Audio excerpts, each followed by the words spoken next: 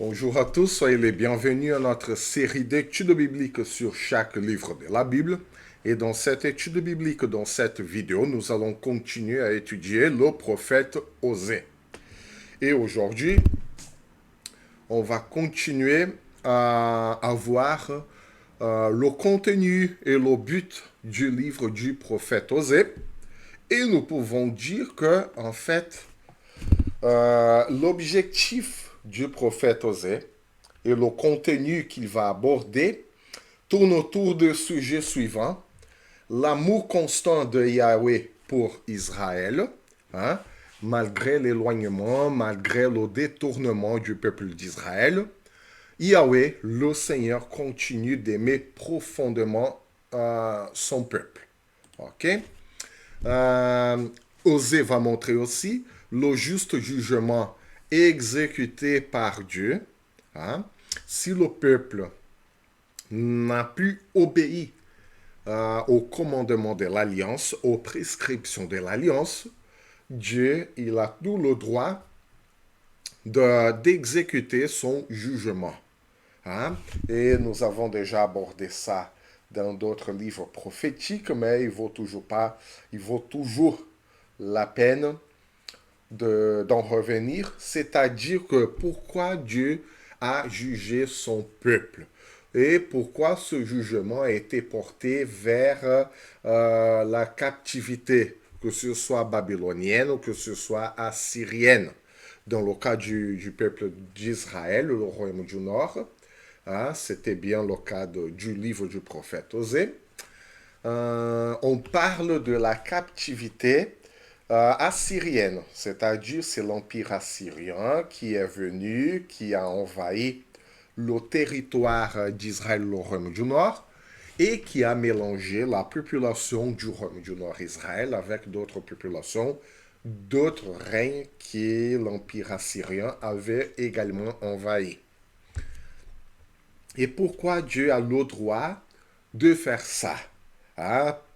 Sinon, on reste dans le cas d'un Dieu arbitraire. Bon, si mon peuple ne m'aime plus, donc pas la peine, je vais le détruire. Non, c'est pas ça. Lorsque Dieu avait appelé le peuple d'Israël, il avait appelé pour développer une relation avec lui. En fait, le but de Dieu, c'est ça, établir une relation intime et personnelle avec la création. Nous le voyons déjà lors de la création. Mais le peuple d'Israël s'est éloigné de Dieu.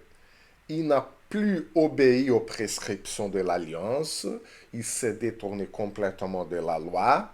Et encore une fois, la loi n'est pas simplement le fait d'obéir les prescriptions au pied de la lettre. C'est pas ça.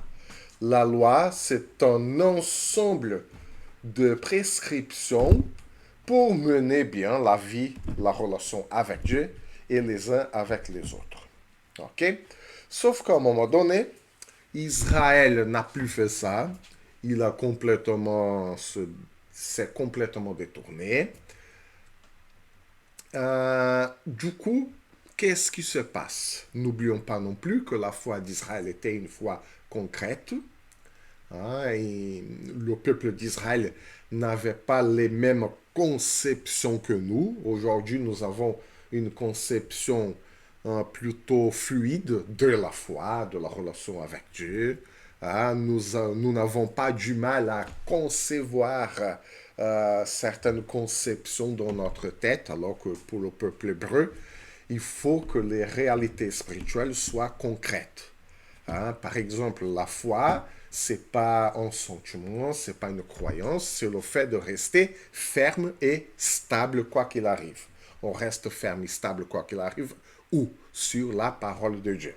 La parole de Dieu, nous sommes pécheurs, il n'y a qu'un seul Seigneur souverain, c'est le Seigneur, et nous avons besoin de chercher sa face pour restaurer notre relation avec lui. Et voilà le rôle des sacrifices. Une autre chose concrète dans cette relation du peuple avec Dieu, c'était la terre promise. Or, la terre représentait quoi exactement? La relation avec Dieu. Pourquoi? Parce que nos relations, et encore aujourd'hui, nous tenons des relations avec les autres, nous entretenons des relations avec les autres dans un espace, dans un territoire, sur une terre. Hein? Et Dieu avait promis cette terre, qu'on appelle justement terre promise, pour que le peuple ait toutes les conditions pour développer sa relation avec Dieu, le créateur de toutes choses. Tout ce qu'il y a dans cette terre promise, c'est la création de Dieu. Ils sont dans toute la liberté pour mener la relation avec Dieu le Créateur. Donc, du coup, la terre représentait la concrétisation de la relation du peuple avec Dieu. Or, le peuple avait rompu l'alliance. Le peuple avait carrément abandonné l'alliance. Du coup, la terre, qui représentait la relation du peuple avec Dieu, n'avait plus aucun sens. La terre est devenue simplement une terre. La terre, à partir du moment où le peuple avait brisé, rompu la relation avec Dieu, la terre promise ne représentait plus la concrétisation de la relation avec Dieu. Du coup, plus de relation, plus de terre. Donc, le peuple n'a plus besoin d'être là, sur cette terre. Donc, il va être littéralement dépaysé, déterré. Pourquoi? Parce que le peuple a rompu la relation avec Dieu. C'est pour ça que Dieu, il a permis que tous ces empires très puissants de l'époque envahissent Israël et après Juda pour les emmener en captivité. Tout simplement parce que la terre ne représentait plus la concrétisation de la relation avec Dieu, puisque le peuple l'avait rompu. Donc voilà pourquoi la captivité, voilà pourquoi le jugement de Dieu, il est juste. Mais Dieu, il n'aurait pas pu voir son peuple se perdre sans rien faire. Quoique le peuple ait mérité la captivité, le châtiment, le jugement, Dieu reste encore un Dieu de grâce. Et la grâce se manifeste dans l'engagement de Dieu envers l'alliance. L'alliance, c'est quoi? La relation avec sa création, avec le peuple. Et Dieu veut absolument avoir une relation avec ce peuple. Et du coup, Dieu s'engage. Et voilà la fidélité de Dieu. C'est quoi la fidélité de Dieu? Nous avons déjà parlé dans d'autres vidéos, mais comme je dis toujours, il vaut la peine de répéter. C'est quoi la fidélité de Dieu? C'est l'engagement à l'extrême jusqu'au bout de Dieu sur ses promesses. Dieu, il s'oblige lui-même, parce que personne d'autre peut lui obliger à faire quoi que ce soit. Hein? Dieu s'oblige lui-même à respecter, à tenir les promesses qu'il a faites. Et il avait promis à Abraham de bénir toutes les familles de la terre, tout son peuple. Donc Dieu mène cette promesse jusqu'au bout, malgré le peuple. Et voilà la fidélité de Dieu. La fidélité vient de la même racine du terme foi. Et le terme foi veut dire stabilité, fermeté. Cela veut dire que Dieu reste stable, que Dieu reste ferme sur ce qu'il a promis. Donc, d'où la fidélité de Dieu, l'engagement de Dieu envers l'alliance, envers cette relation. Dieu aurait pu laisser le peuple s'en aller. De toute façon, c'est le peuple qui avait choisi de rester éloigné de Dieu. Mais puisque Dieu avait promis de bénir toutes les familles de la terre, puisque Dieu avait promis de garder ce peuple, malgré le péché du peuple, il tient à accomplir ses promesses pour ce peuple-là, même s'il est un peuple pécheur. Et voilà la grâce. Hein? Dieu aurait pu le peuple se perdre, mais sa grâce se manifeste là. Évidemment, là, on parle d'une façon communautaire. Il ne faut pas confondre la promesse communautaire dans le sens d'une promesse à chaque individu. Il y a des individus qui se sont perdus, qui ne se sont pas repentis. Nous allons parler, et le prophète Osée en parle aussi. Il faut se repentir. La promesse de Dieu est pour son peuple. Mais il faut que chaque individu de ce peuple-là se rende compte qu'il faut se repentir. Et tous les individus du peuple ne se répandent pas. Quoique Dieu sauve son peuple. Hein? Pas chaque individu. Hein? Du coup, l'engagement de Dieu envers cette alliance engage Dieu et le peuple, pas chaque individu. OK? D'autant plus que, et ça fait partie du quatrième sujet, du quatrième contenu du livre d'Osée, la restauration du reste par Dieu. Pourquoi la restauration du reste? Parce qu'il y a une partie qui s'est perdue, qui n'a pas voulu faire partie du peuple de Dieu. Donc, voilà un peu la distinction entre les individus et l'engagement de Dieu pour son peuple. Et voilà comment interpréter, comment comprendre la justice de Dieu, la perte de la terre promise, la fidélité de Dieu. Donc, voilà. Et tous ces 4 sujets principaux, ils vont être représentés dans le mariage d'Osée avec la prostituée Gomère, qui symbolise justement la relation d'Israël avec Dieu. Hein? De même que Gomère a été infidèle à Osée, ainsi Israël a été infidèle à Dieu. Hein? Le Dieu de l'alliance, le Dieu de la relation intime et personnelle. Hein? L'amour rejeté est restauré. Hein? Parce que l'amour de Dieu a été rejeté par le peuple, mais il a été restauré par Dieu. Hein? Était justement la base de la prédication d'Osée aux gens qui brisent l'alliance. Et là, je crois que nous pouvons lire le prophète Osée, chapitre 4, le verset 15.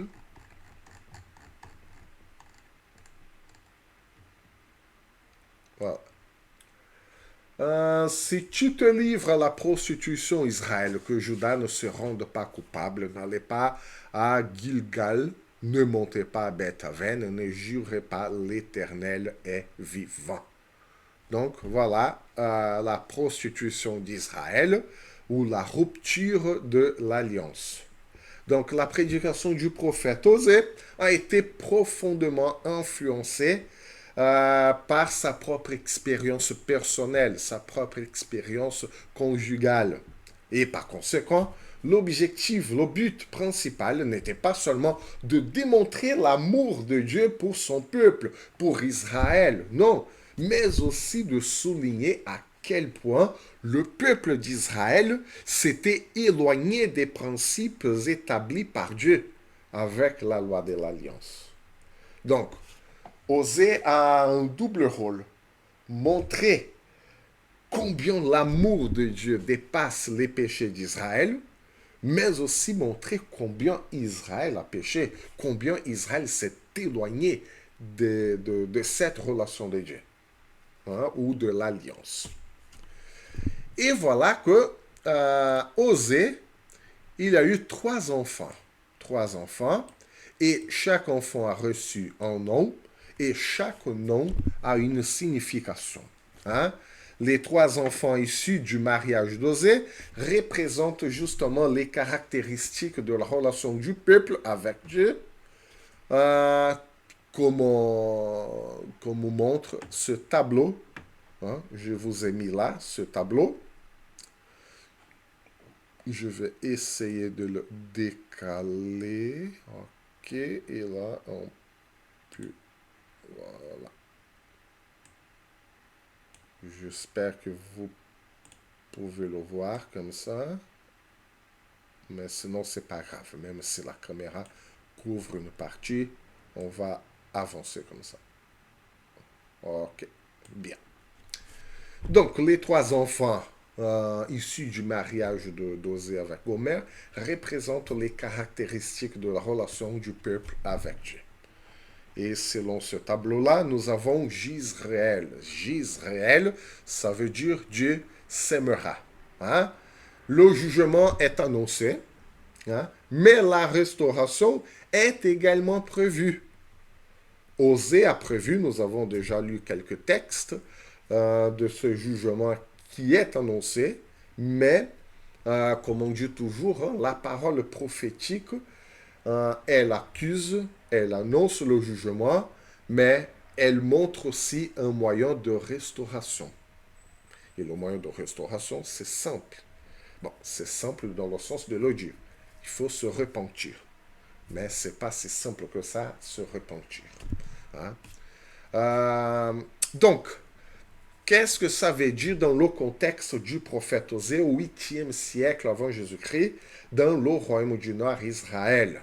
Hein? Il y a une prophétie contre la famille du roi Jéhu. Hein? Le roi Jéhu, il a tellement péché que Dieu a dit, bon, ta descendance disparaîtra. Hein?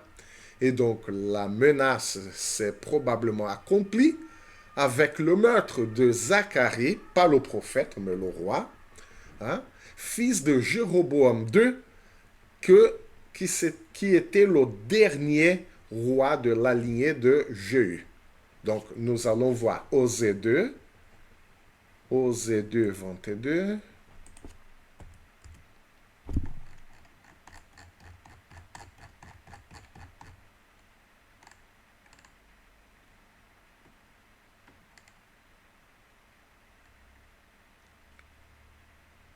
Voilà.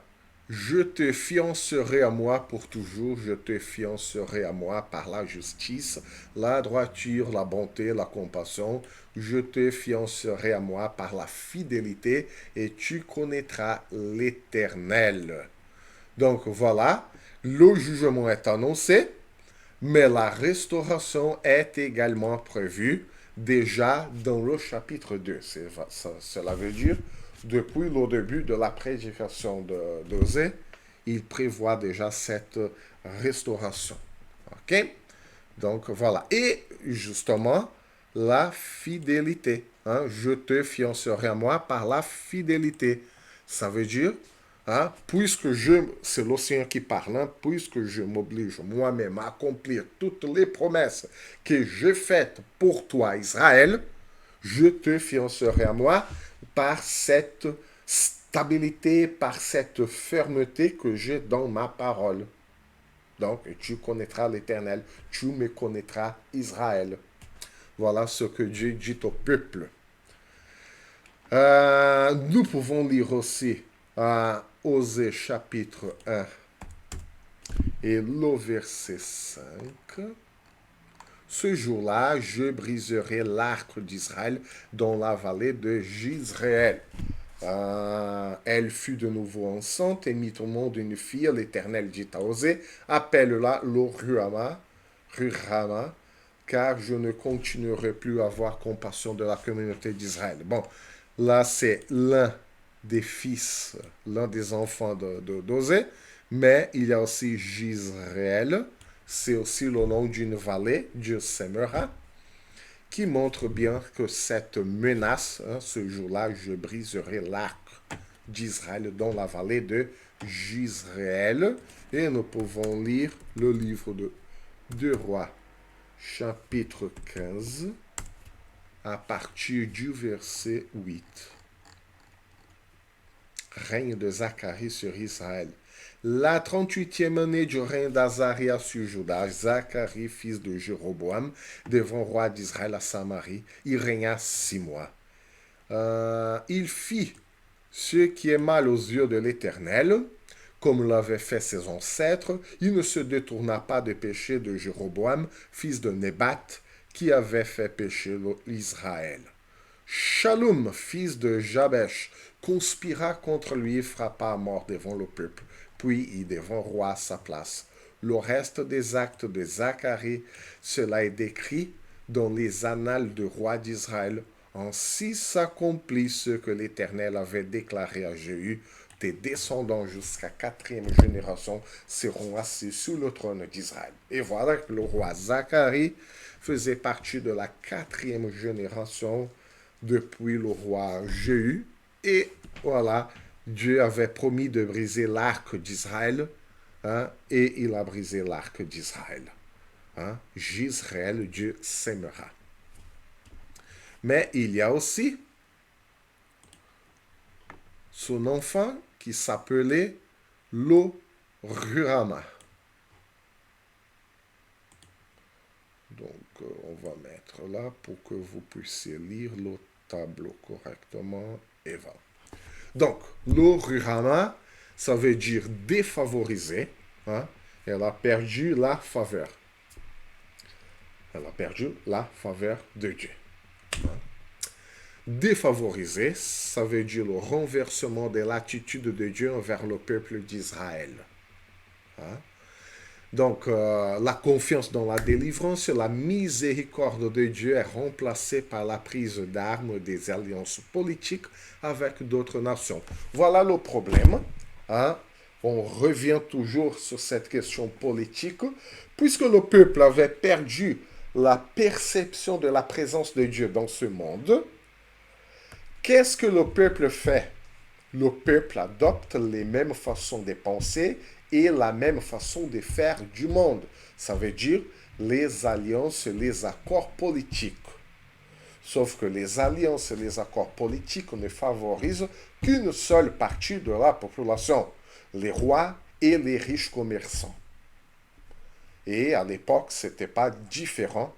D'ailleurs, il y a là un jeu de mots, parce que l'eau Ruhama, ça veut dire défavorisé, dans le sens que Dieu, hein, ne favorise plus son peuple.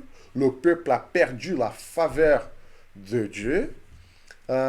Pourquoi? Parce que, vu toutes les alliances politiques, les accords diplomatiques, hein, on ne va pas revenir tout le sujet, on parle bien de la menace syrienne, la coalition de la Syrie et d'Israël contre la Syrie et tout ça. Nous avons bien déjà exploité ce sujet. Mais vu les accords, hein, et au temps de Jéroboam II, notamment, il y a eu cette expansion du territoire, ce qui n'a favorisé que les rois et les riches commerçants. Hein. Du coup, ça sera aussi le reproche du prophète Amos, par exemple, contre les vaches des Bazan, hein, contre les femmes qui étaient très très riches alors qu'il y avait toute la pauvreté autour du palais. Et donc, Osée fait la même chose. Hein. Pourquoi? Parce que Dieu, le peuple perd la faveur de Dieu. Pourquoi? Et le peuple se rend défavorisé. Pourquoi? Parce que, vu les accords politiques, les accords diplomatiques et tout, l'économie, les biens et tout, la grande majorité du peuple a été aussi défavorisée. Et tout comme le peuple a été défavorisé par la politique, par la diplomatie du roi d'Israël à cette époque-là, le peuple d'Israël a été défavorisé de Dieu. Donc voilà le symbole que le nom du fils d'Osée apporte en ce moment à Israël. Donc, et voilà aussi le sens profond de l'idolâtrie. L'idolâtrie n'est pas le fait d'adorer des images, mais c'est le fait de s'adorer, hein, en tant que Dieu.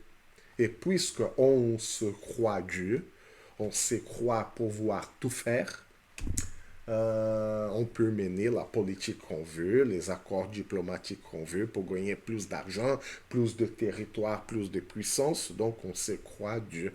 Et voilà l'idolâtrie. Donc on adopte une action d'idolâtrie lorsque nous croyons comme de Dieu. Nous nous croyons capables de tout faire dans nos efforts, dans nos actions, que nous n'avons plus besoin ou nous ne ressentons plus besoin d'avoir cette relation avec Dieu. D'où la rupture de l'alliance. Il n'y a que nous, nos efforts, nos alliances politiques avec d'autres personnes. Donc, pourquoi aurais-je besoin de Dieu dans cette situation-là? Et voilà, Dieu retire sa miséricorde et laisse Israël subir les conséquences de son infidélité. Et là, c'est pas Dieu qui est méchant.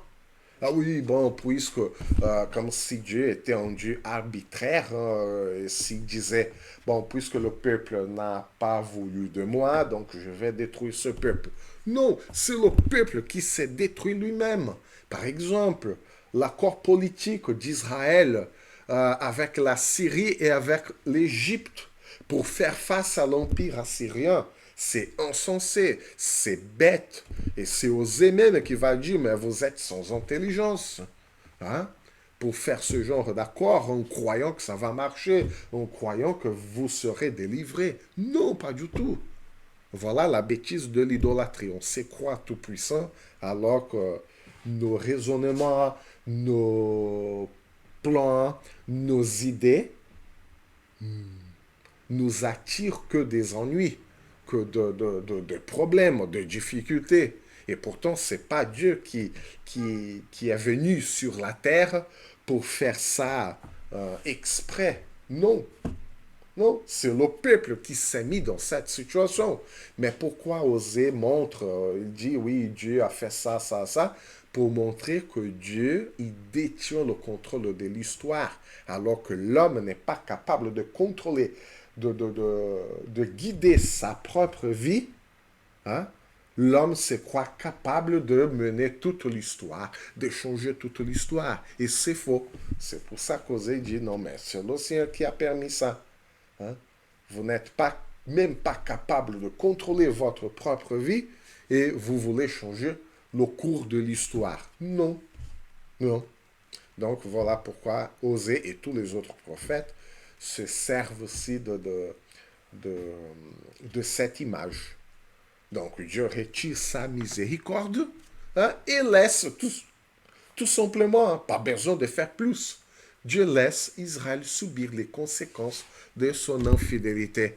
Et infidélité aussi dans le sens d'être instable. Si fidélité veut dire rester stable, rester ferme, l'infidélité, ça veut dire l'instabilité aussi. Donc voilà, Osée, chapitre 1, verset 6. Elle fut de nouveau enceinte et mit au monde une fille, et l'Éternel dit à Osée, appelle-la Lo-Ruhama, car je ne continuerai plus à avoir compassion de la communauté d'Israël, je ne lui pardonnerai plus. Donc voilà, la patience de Dieu s'est arrivée au terme. Et Dieu laisse l'Israël subir les conséquences de sa propre instabilité. Et voilà que Osée est le dernier prophète à avoir vu le royaume d'Israël dans son intégralité, dans sa plénitude. Parce que après quelques années, une vingtaine à peu près, l'empire assyrien allait envahir le royaume du Nord, Israël, pour emmener tout le peuple en captivité.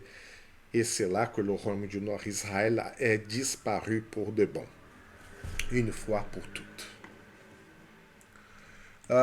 Et enfin, nous avons le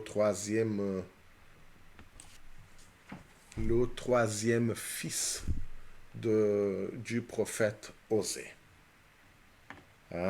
C'est bien Lo-Ami. Et là, ça veut dire pas mon peuple. Donc là, c'est littéralement les noms en hébreu. Hein. Lo, ça veut dire non.